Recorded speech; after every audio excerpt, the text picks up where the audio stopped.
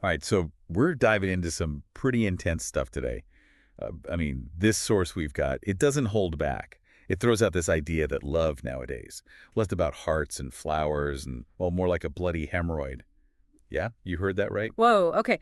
That's quite the image. Definitely grabs your attention, that's for sure. Not your typical lovey-dovey talk. Not at all. And that's exactly why we're going to unpack this whole perspective. We're going deep on this one.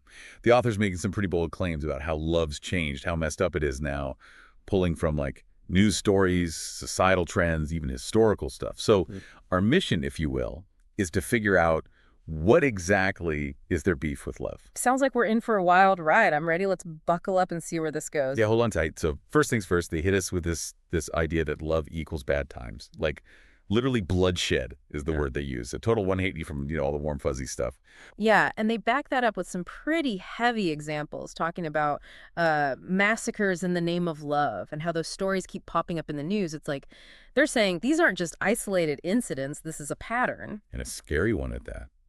They even go as far as saying love causes more deaths than, get this, organized crime. I mean, that's a pretty shocking comparison. Yeah, that definitely makes you think. It's like, even if that specific stat is debatable, it shows how seriously they see this dark side of love. It's not just heartbreak, it's, well, really messed up stuff. Totally. And to understand where they're coming from, they take us back to what they call, quote, the good old days, Mm. a time when life was supposedly simpler, more focused on basic survival, food, shelter, clothing.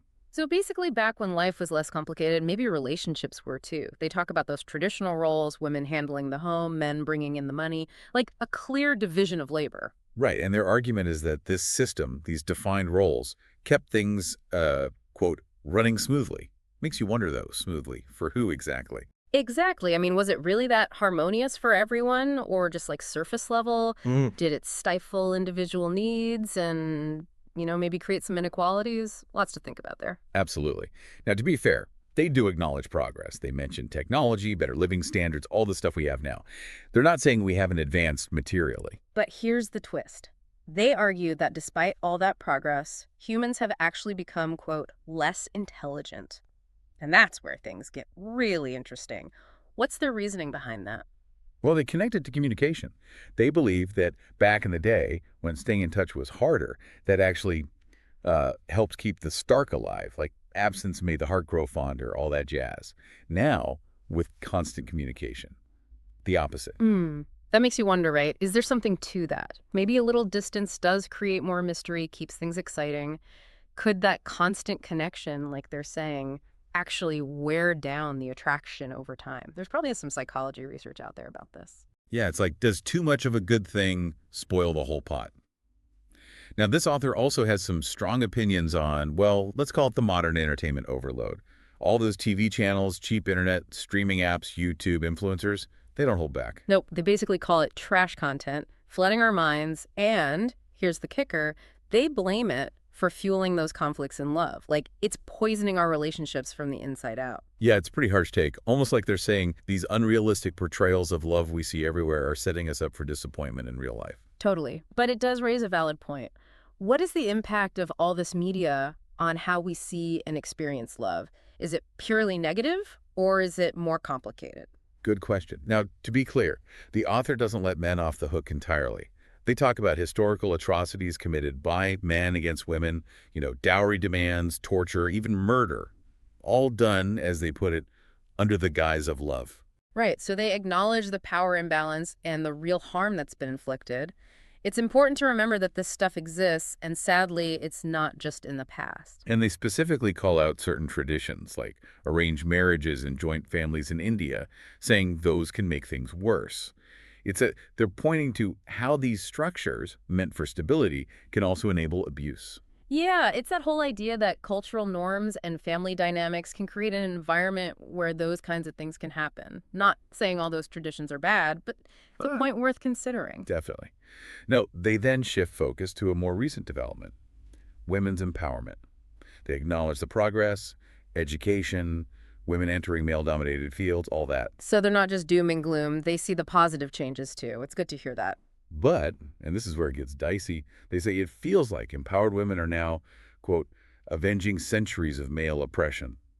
That's a loaded statement. It definitely is. It suggests a kind of payback happening, a shift in power, maybe even an overcorrection. It's a perspective that could spark a lot of debate, that's for sure. For sure. And then they claim they're seeing more news about men being targeted by women's conspiracies hmm with some pretty dark examples. Yeah, those examples are intense. Married women killing their husbands, eloping with lovers, using poison. It paints a very bleak picture. But it's important to remember this is just their interpretation of these news stories. Are these cases truly on the rise, or are they just getting more attention? That's the question, isn't it? And this leads to another concern of theirs. The misuse of laws meant to protect women. They argue some women are exploiting these laws in, like, divorce cases. They give some heavy examples there, forcing men to commit suicide, demanding huge amounts of alimony, harassing the in-laws. It's like they're saying good intentions can backfire and create new problems. And they see this as, quote, a sign of the dark times and a decline in, quote, human morality. It's a pretty bleak outlook. It is. It's like they see this misuse of laws as a symptom of a bigger problem, a breakdown of trust and ethics in relationships. Then they switch gears again, looking at Western countries and how men are seemingly pulling away from marriage. They claim that marriage has become a way for women to, quote, financially exploit men. That's a really strong statement and likely a controversial one. It's like they're saying the system itself is set up to disadvantage men, and that's making them hesitant to commit. Right.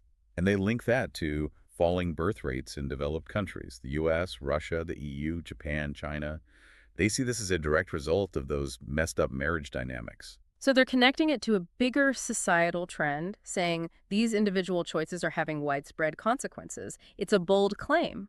It is. And to sum up their view on modern love, they just call it wild. They talk about married people falling in love with others, a kind of madness, as they put it. It's like they see this constant search for something new, even within marriage. It plays into that whole sense of instability they've been talking about. And they point out how easily younger couples break up over, quote, the tiniest issues, a sign of, like, fragility and a lack of real commitment in their view. Right. It all circles back to that idea that modern love is shallow, fleeting, and ultimately pretty unsatisfying. They end with a stark warning. If you fall in love today, be careful, or you might end up in a drum, freezer, sack forest, drain well, or buried underground. Chilling stuff. Whoa. That's an image that sticks with you. Definitely leaves a lasting impression about the dangers they see in love today. But then, in a surprising twist, they say, do fall in love, but be alert. So it's not about avoiding love altogether, but approaching it with caution, with your eyes wide open. It's like they're saying love itself isn't the enemy, but you got to be smart about it, aware of the potential pitfalls. Exactly. So in a nutshell, this source offers a pretty dark, cynical view of love today. Yeah. Lots of blame to go around and some serious concerns about where we're headed. It's a perspective that's definitely worth considering, even if you don't agree with all of it.